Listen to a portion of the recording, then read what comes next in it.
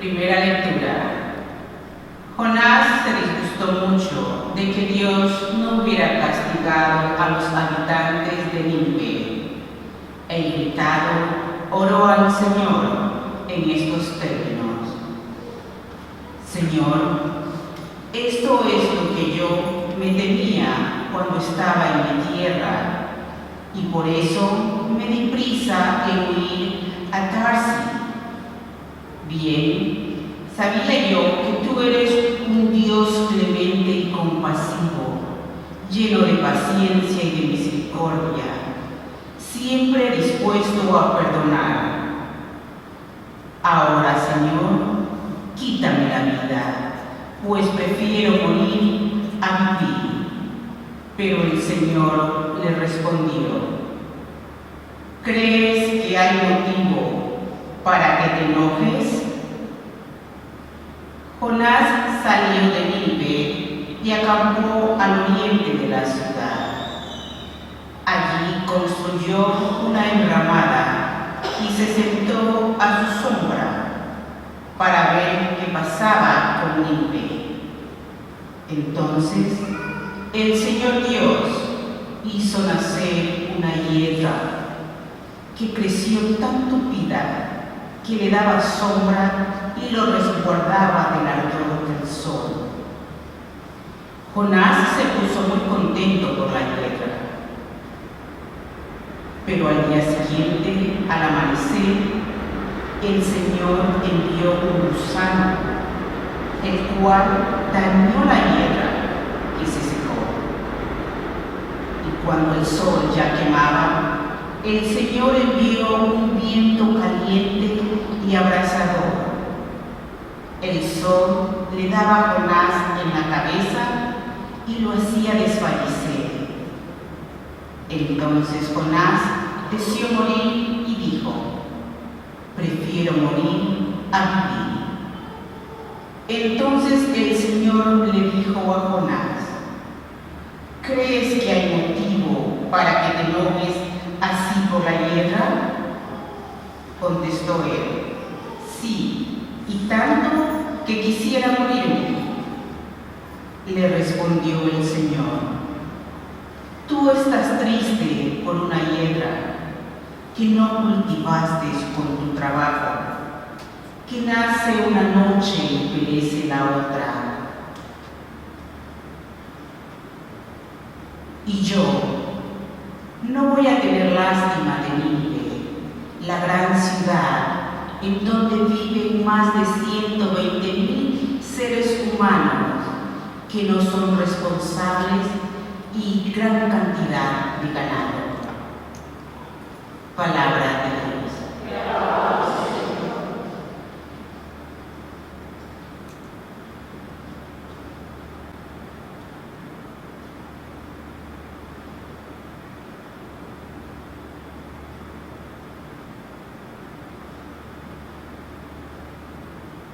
Bendito sea el Señor.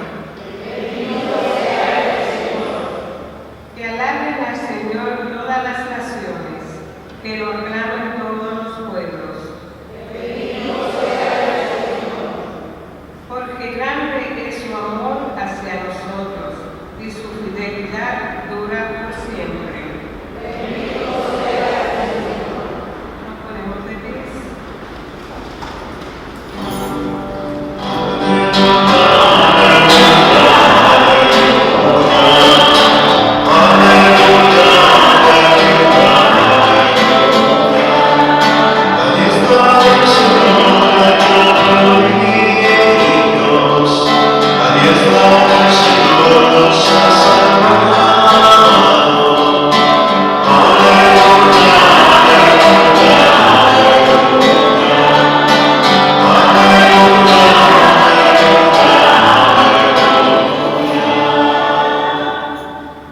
El Señor esté con ustedes.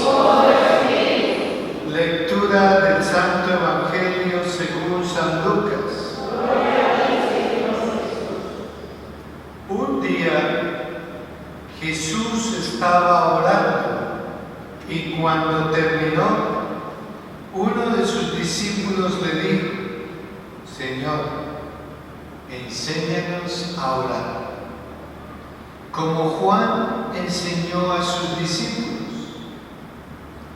Entonces Jesús les dijo: cuando oren, digan: Padre, santificado sea tu nombre, venga tu reino, danos hoy nuestro pan de cada día, y perdona nuestras ofensas, puesto que también perdonamos a todo aquel que nos ofende, y no nos dejes caer en tentación.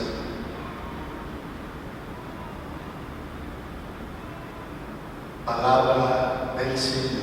Gloria a ti, Señor Jesús.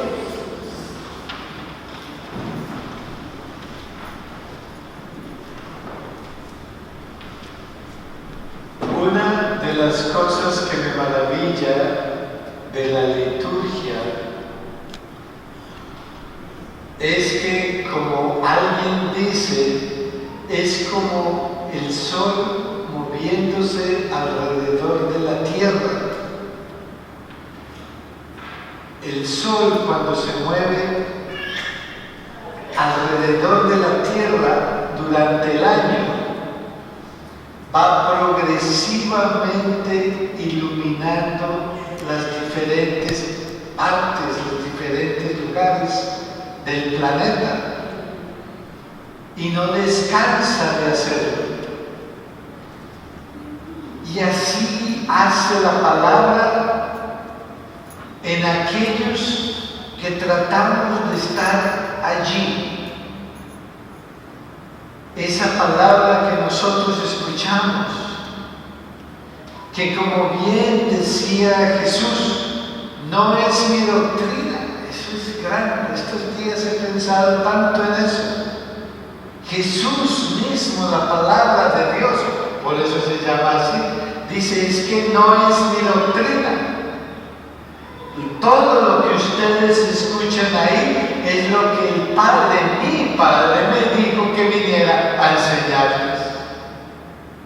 O sea, es el Padre el que nos habla a través de la visibilidad del Hijo que aceptó esa misión para que tú y yo tuviéramos ese conocimiento, tuviéramos esa palabra como punto de referencia en nuestras vidas, para salir a vivir de una manera diferente, y para que en los momentos de la caída nos aferremos de ahí, nos levantemos y para adelante con nuevo propósito. El daño del pecado original es grande, lo tenemos ahí como esa llaga que está ahí, pero la medicina es inmensa porque no nos deja sucumbir totalmente a ese pecado. Al contrario, siempre está presente esa luz que sana, esa luz que consuela, esa luz que anima, esa luz que invita a continuar adelante.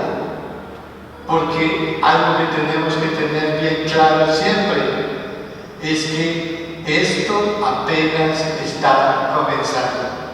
Y no importa si tenemos 30, 50, 80 o 100, esto apenas está comenzando. Y todas estas son experiencias que vamos recibiendo en la vida. Y esta es la luz que nos ilumina desde ahora para definitivamente iluminar también nuestra eternidad.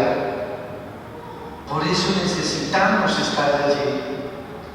Esta semana hemos estado desde el lunes, martes y miércoles en la primera lectura todavía del Antiguo Testamento. A propósito, para las personas que están pendientes de las lecturas, el próximo lunes comienza un gran banquete. No significa que esto no sea un banquete. Todo lo que viene de la palabra de Dios es tremendo banquete, porque es la palabra de Dios, porque es abundancia, porque es sabiduría, porque es vida, todo. pero el lunes hay algo que personalmente me parece maravilloso. Regresamos al Nuevo Testamento y comenzaremos a leer. ¿Qué libro? ¿Hay alguien que sepa? El libro de la carta a los romanos. San Pablo a la carta a los romanos. Una de las obras magnas del Nuevo Testamento. San José de Calasanz, nuestro santo fundador, solía reflexionar permanentemente en dos cosas especialmente: en la pasión de Jesucristo y en la carta de San Pablo a los romanos. Así que, y dura como 3 o 4 semanas, así que nos vamos a dar un banquete, a prepararse, a coger el Nuevo Testamento, a ver dónde está y comenzar a hacerle el seguimiento, porque San Pablo tiene la riqueza de enseñarnos por un lado la doctrina de Jesucristo, que no es la doctrina de Jesucristo, sino la del Padre, que se la dio a Jesucristo. Miren qué belleza. Él tiene esa virtud, Él sabe enseñarnos de una manera clara lo que Jesús nos enseñó, pero además nos enseña cómo aplicarlo a la vida. Y entonces ese es el banquete que nos espera. En estos días, como les comentaba, hemos estado escuchando ¿cuál libro? El de Jonás. El de Jonás, la historia de Jonás, una historia muy interesante, vale la pena leerla. No es muy larga, no es muy larga. 4, mira, ya lo leyó Rositer. Claro que sí, son 4 capítulos en media horita, 1 horita, sentados despacio, leyendo las notas que traen nuestras Biblias católicas para comprender mejor el significado de ello. Pasamos un buen momento porque es una lectura agradable, pero también nos quedan bellas enseñanzas. Recuerden, hermanos y hermanas, hay que alimentar la mente y el corazón. Hay que alimentarnos con cosas buenas, porque si no, muy facilito nos vamos con otras cosas, en todo ese bombardeo que hay que nos ataca permanentemente. Tienes malos pensamientos, tienes lucha, llénate de buenos pensamientos, esa es la solución. Y qué mejor que tener la palabra de ahí. No nos garantiza ni mucho menos perfección, pero nos camina a garantizar hacia la perfección, que es lo que el Señor quiere. Entonces, el libro de Jonás. Voy a tratar de resumir la historia de este profeta, que es profeta, pero que no quiere ser profeta. En realidad es único entre los profetas, porque hizo algo que los demás profetas no hicieron. Tiene algo en común y tiene algo que es único de Jonás. Entre otras cosas, Jonás históricamente existió, pero el libro de Jonás no es necesariamente histórico, es una historia que se ha casi caricaturizado, porque está la historia de la ballena y todo esto. No debemos tomar eso al pie de la letra, porque si el pobre Jonás hubiera entrado de verdad a una ballena, quizás el mal aliento de la ballena lo hubiera matado. Pero no fue así, no fue así. Entonces, la historia que nos cuenta el libro es acerca del llamado que Dios le hace a Jonás. Dios tiene una misión para Jonás. Y Jonás hace lo que la mayoría de los profetas han hecho, lo que la mayoría de nosotros hemos hecho cuando Dios nos da una misión, cuando Dios nos comienza a llamar. ¿Qué hacemos? Yo no sirvo para eso, yo no sirvo para eso no es para mí, ¿verdad? ¿Quiénes han dicho eso? Muchos. Moisés por allá, cuando Dios le dice que vaya a liberar al pueblo, dice: yo, que vaya a hablar con los faraones, si yo no sé hablar, yo soy tartamudo, usted va porque soy yo el que va a hablar por usted. No tenga miedo, a todos nos da miedo. El profeta Jeremías fue otro.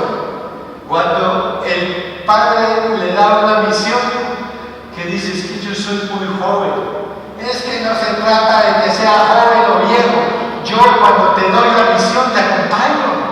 Tú confía en mí. Ciertamente, por muy joven que seas o por muy viejo que seas, si no es conmigo, no podrás cumplir ninguna misión.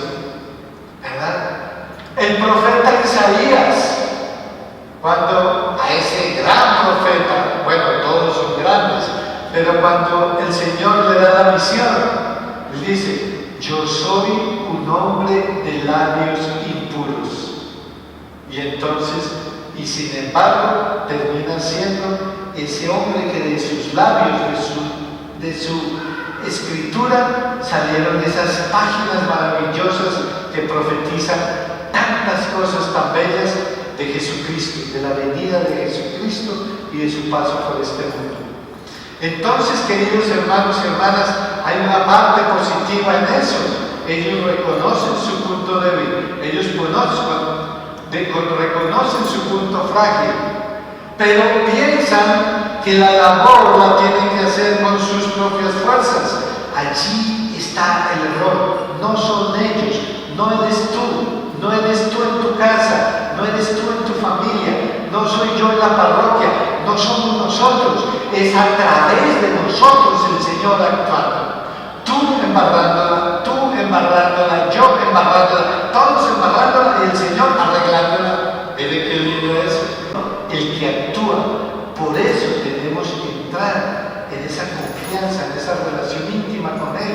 Y cuando caemos, hermanos, no tener miedo, tener miedo a quedarnos ahí, ciertamente, pero no tener miedo de que el Señor nos va a rechazar, de que el Señor ya no nos quiere porque yo fallé en esto o en aquello. Claro que no, porque todas las lecturas nos hablan de esa abundancia, de ese amor, de esa misericordia que para nosotros es tan complicado comprender. No es fácil. Lo hemos visto los domingos en esas parábolas tan preciosas de la viña. Ese Dios que está llamando constantemente y le mandan a uno, le mandan al otro, le mandan al hijo, lo llaman banquete, no le acepta, y él sigue llamando y sigue llamando y sigue llamando. Porque Él no quiere la muerte del pecador. Él quiere que se convierta para que tenga vida y vida en abundancia. Y podemos decirlo así con absoluta certeza, porque esa es la esencia de Dios, abundancia, pero abundancia de amor. Y entonces Jonás está como ellos, y entonces él no quiere ir a profetizar, pero en este caso él no quiere ir a un lugar específico que es Nínive, que es la capital del imperio asirio. La capital del imperio asirio, el imperio cruel, un imperio cruel y despiadado. Y en medio de toda esa gente, Jonás tiene que ir y comenzar a caminar en medio de esa ciudad, 120,000 habitantes, dice ahí que tenía 3 días para caminarla de un lado al otro. Era una ciudad para la época, una ciudad pero muy grande. Y entonces a este hombre, ¿saben qué les tocaba hacer? Le tocaba ir por allá, por el medio de la ciudad, con toda esta gente cruel y despiadada, y diciendo: arrepéntanse porque el Señor nos va a acabar, el Señor nos va a acabar. Y Jonás dijo: yo a eso no me le mido. Y entonces, si Nínive queda hacia allá, Jonás cogió un barco para allá, para Tarsis, para el otro lado. Dijo: yo lo que es al Señor me le escapo. Qué incluso Jonás. Efectivamente viene una historia que hay que leerla, porque es la historia del barco. Él va en el barco, él está durmiendo tranquilo en el barco, y resulta que todos los que están en el barco son paganos. Y esta historia, cuando ustedes la lean, vean esta característica que tiene. El único judío de la historia es Jonás.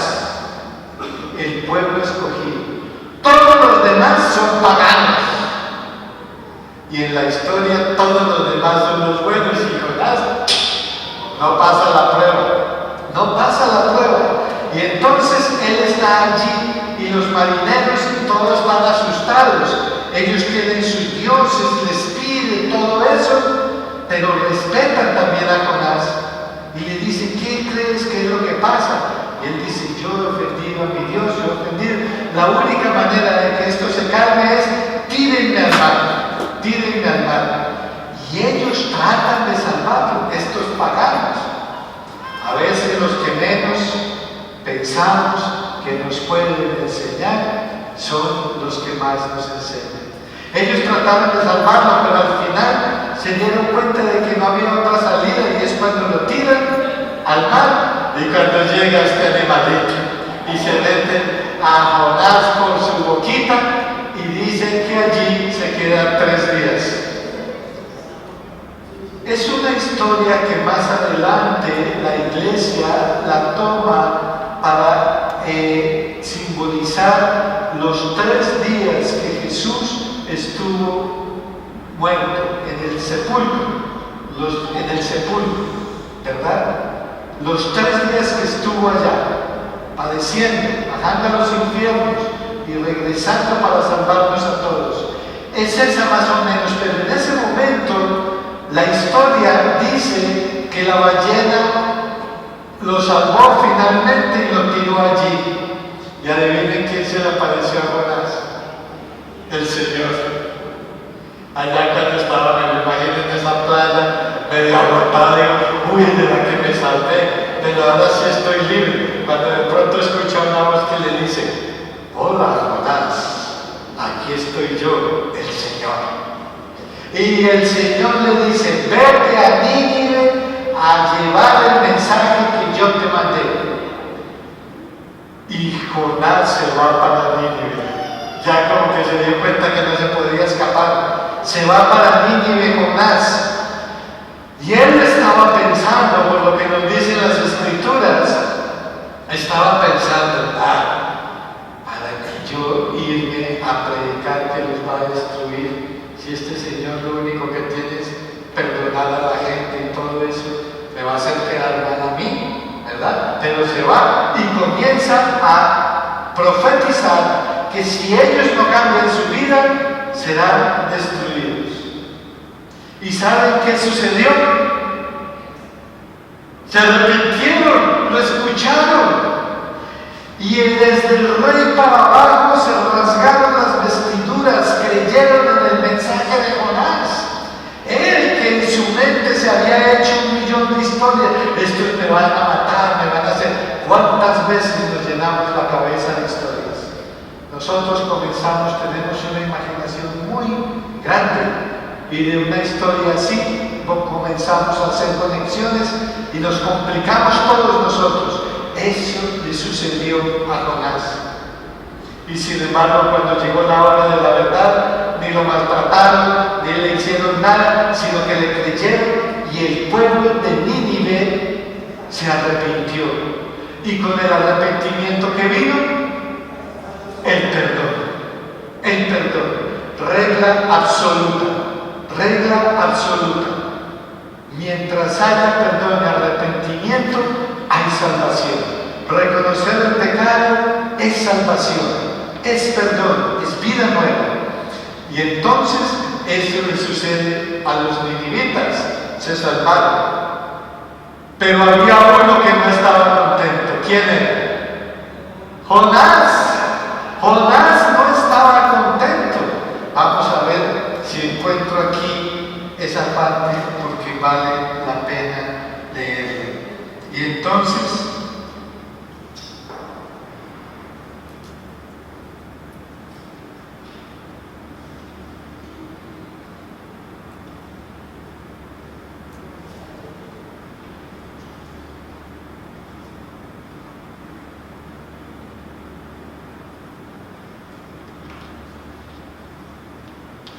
dice, dentro de 40 días Nínive será destruida.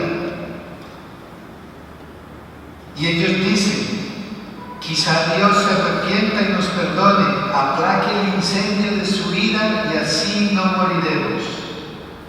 Cuando Dios vio sus obras y cómo se convertían de su mala vida, cambió de parecer y no les mandó el castigo que había determinado merecerles. Y entonces, ¿por qué Jonás se pone bravo? Jonás se pone bravo porque su profecía no se había cumplido, porque el Señor lo había hecho quedar mal. A él no le importaba que esta gente se hubiera arrepentido, que el Señor los hubiera perdonado, sino que él había quedado mal. Y ahí es cuando está la historia de que se va triste, se va solo, está bravo. Jonás está bravo con Dios, hasta que Dios le da a él también su lección.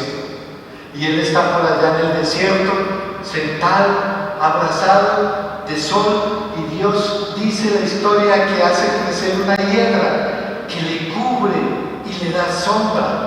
Una hiedra que él no sembró. Normalmente nosotros no somos los que sembramos lo que da vida verdadera, pero nos quejamos tanto cuando no la tenemos.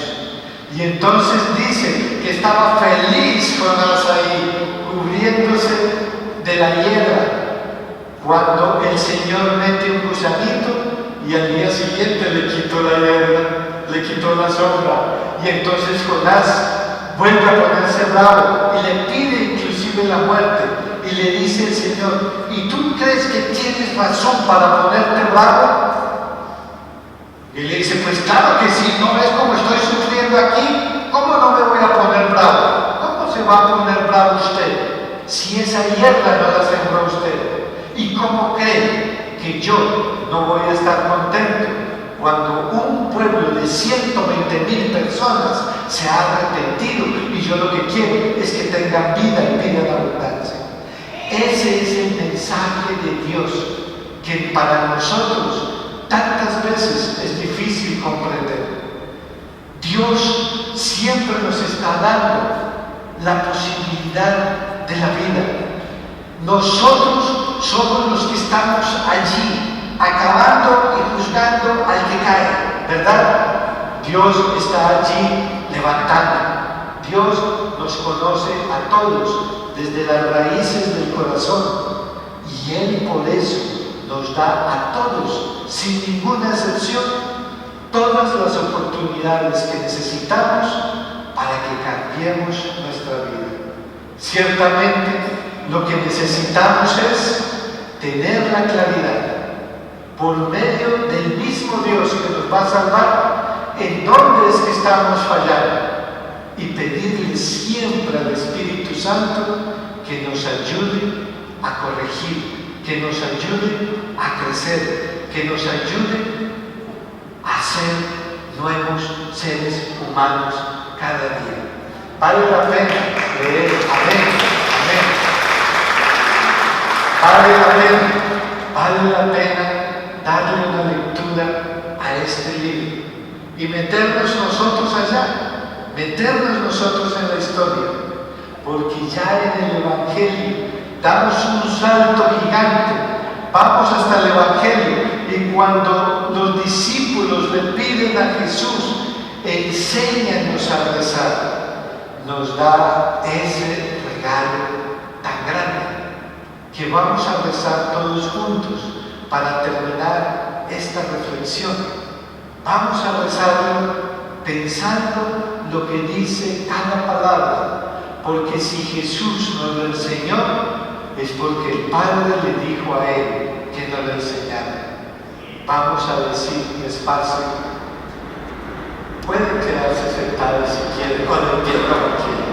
Vamos entonces, bueno, todos de pie, muy bien.